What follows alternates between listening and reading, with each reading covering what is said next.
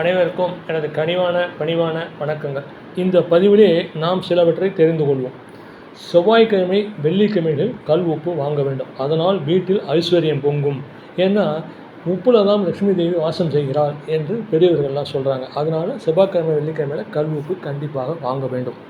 அப்புறம் எந்த ஒரு பொருளையும் சாதாரண பேப்பராக இருந்தாலும் சரி, பேனாவாக இருந்தாலும் சரி, வாசற்படிக்கு குறுக்காக கொடுப்பதோ வாங்குவதோ கூடாது. அதாவது வாசற்படிக்கு நீங்கள் இந்த பக்கம் நின்று அவர் அந்த பக்கம் நின்றாருன்னா இந்தாங்க பேப்பர், இந்தாங்க பேனா என்று கொடுக்கக்கூடாது. அவர் இந்த பக்கம் வந்து வாங்க வேண்டும், அல்லது நீங்கள் அந்த பக்கம் சென்று கொடுக்க வேண்டும். அதுக்கப்புறம் வீட்டு வாசப்படியில் செருப்பை விடக்கூடாது. வீட்டு வாசப்படியில் நின்றுக்கிண்டு தலையை விரித்து போட்டு வாரக்கொள்ளக்கூடாது. இப்போ நம்ம வீட்டுக்கு உறவினர்களோ இல்லை ரொம்ப வேண்டியவங்களோ வந்துட்டு போவாங்க. அவர்கள் அப்படி வந்துவிட்டு சென்ற உடனேயே நாம் உடனே வீட்டிற்குள் வந்து பெருக்கி தொடச்சி அதெல்லாம் எதுவும் பெருக்கி மூழ்கி எதுவும் செய்யக்கூடாது. ஒரு 15 நிமிஷம் கழிச்சு செய்யலாம் முடிஞ்சு உடனே செய்யக்கூடாது. அதே மாதிரி அவர்கள் சென்ற உடனேயே வந்து குளிப்பதோ அல்லது எண்ணெய் தேய்த்து குளிப்பதோ செய்யக்கூடாது. அதையும் ஒரு 1/2 மணி நேரம் கழிச்சு செஞ்சுக்கலாம். அப்புறம் உப்பு, எண்ணெய், அந்த எள்ளு, சேக்காத்தூள் இதையெல்லாம் கடனாக வாங்கவும் கூடாது, கடனாக கொடுக்கவும் கூடாது. எண்ணெய் தேய்த்து கொண்டு எதையும் சாப்பிடக்கூடாது. அடுத்ததாக சாமி அறையில் விளக்கு இருக்கும் இல்லையா, அதை அணைப்பதற்கு வாயால் ஊதியோ கைகளால் அணைக்கக்கூடாது. சாமி படம் முன்பு உள்ள ஒரு பூ ஒன்றை எடுத்து அதை அணைக்க வேண்டும். பெரியவாள் என்ன தெரியுமா சொல்லுவாள், விளக்கு அணைன்னு சொல்ல மாட்டாள். ஏன் அந்த விளக்கை சமாதானம் பண்ணுன்னு சொல்லுவாள்.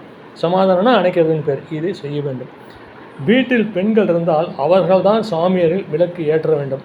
பெண்களால் சில சமயங்களில் விளக்கு ஏற்ற முடியாது, சாமி ரூமில் போக முடியாது. அப்படிப்பட்ட சமயங்களில் மட்டுமே ஆண்கள் விளக்கு ஏற்றலாம். அப்புறம் செவ்வாய்க்கிழமை வெள்ளிக்கிழமைகளில் ஒட்டடை அடிக்கக்கூடாது.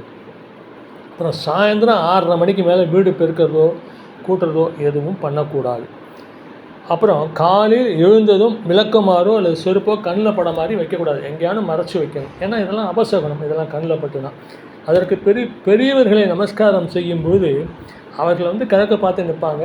நாம் வந்து அவர்களை பார்த்து வணங்க வேண்டும். அப்படி வணங்கும்போது உத்திரத்திற்கு கீழோ, கிராமமாக இருந்தால் உத்திரம், இந்தமாரி டவுனாக இருந்தால் பீம்னு சொல்லுவாங்க, அதற்கு கீழோ நின்று கொண்டு அவர்களை வணங்குவதோ அவர்கள் நம்மை வாழ்த்துவதோ கூடாது. அது வந்து சற்று தள்ளி நின்று கொண்டு எதையும் செய்ய வேண்டும். அப்புறம் முக்கியமான ஒரு விஷயம், நம்ம பொண்ணு பேறு காலத்துக்கு நம்ம வீட்டுக்கு வந்திருப்பாள். பேறு காலம் முடிஞ்சு குழந்தையெல்லாம் முடிஞ்சோன்னா 4 மாதம் கழித்து அவள் 5 மாதமோ கழித்து கொண்டு விடும் பொழுது, பெண்ணை ஊருக்கு அனுப்பும் பொழுது அந்த குழந்தையும் அதாவது பிறந்தாத்துக்கு இல்லை புக்காத்துக்கு போகும்பொழுது அந்த பெண்ணின் தலையிலே ஒரு வேப்பிலை ஒரே ஒரு இலை எடுத்து தலையில் வைக்கணும். அதே மாதிரி ஒரே ஒரு இலையை எடுத்து குழந்தையோட அருணாக்கயிலையோ இல்லை குழந்தையோட சாமான்கள் பையிலையோ ஒரு வேப்பிலையை போட்டு அனுப்ப வேண்டும். இது ஏன் அப்படி செய்கிறேன்னா, அவர்கள் அந்த ஊருக்கு போய் சேர்கிற வரைக்கும் மகமாயி மாரியம்மன் அவர்களுக்கு துணையாக இருப்பாள், பத்திரமாக அழைத்து செல்வாள் என்பதனுடைய ஐதீகம் தான் அது. இதை நீங்கள் கண்டிப்பாக செய்ய வேண்டும். இந்த பதிவு உங்களுக்கு பிடித்திருக்கும் என்று நினைக்கிறேன். நன்றி, வணக்கம். மீண்டும் அடுத்த பதிவிலே உங்களை சந்திக்கிறேன்.